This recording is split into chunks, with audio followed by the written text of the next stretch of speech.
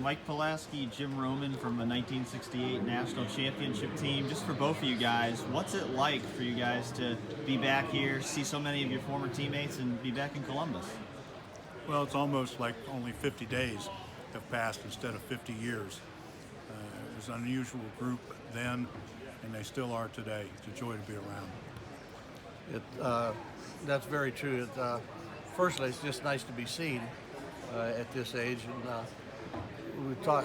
a bunch of us sat around last night in the hotel lobby, and the stories just flying, and it was just like they were yesterday. And we're missing a lot of guys. I think we came up with a count of either 11 or 12 guys who are on the roster who have passed, plus most of the coaches. So we need to have these maybe a little more regular than every 5 years.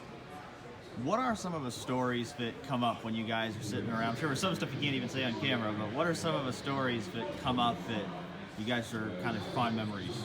Well, obviously with the Hall of Fame coaching staff that we had, led by Woody Hayes, the stories about the old man were prevalent and run rampant.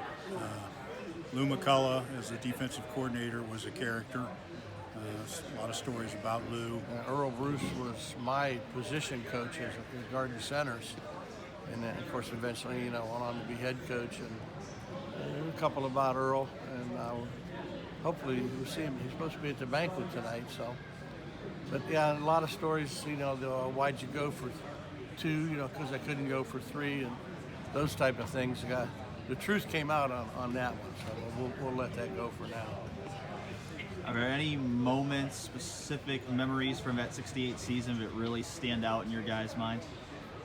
Well, obviously the big win against Purdue early on in the season, which actually planted us on the map as far as what we were capable of doing. When we shut them out, they came in ranked number 1 in the country, averaging 40 points a game, and we shut them out and beat them 13-0. I think that gave us an idea of what we could do.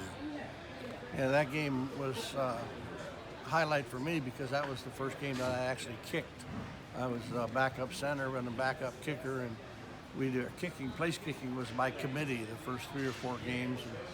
And, so that was the first game that I had the opportunity to kick. And of course, the Michigan game was special.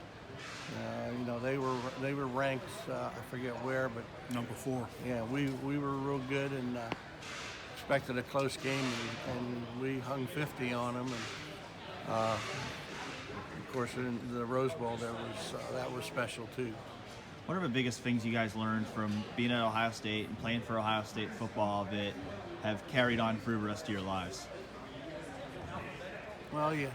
One of the things that Woody told us early on, and I guess he tells us every freshman class he ever sat down with, is look around this room, and these guys will be the ones that will be your friends that will last forever, last much longer. And even, he said, friends, even family will drift, he said, but these guys won't. And, we have a 45-year reunion. There was an 80-man roster, and you get 65 guys show up. Today we got over 30 guys here. We'll have our 50-year reunion in the fall. But that, and the old man used to talk stories about, and I forget the particulars of which war it was in, but about getting knocked down and getting back. You get knocked, anybody can, everybody gets knocked down. It's getting back up and fighting through stuff that is, something that hung with a lot of us. Forever lasting friendships and life lessons that serve you well forever. That's what you learn.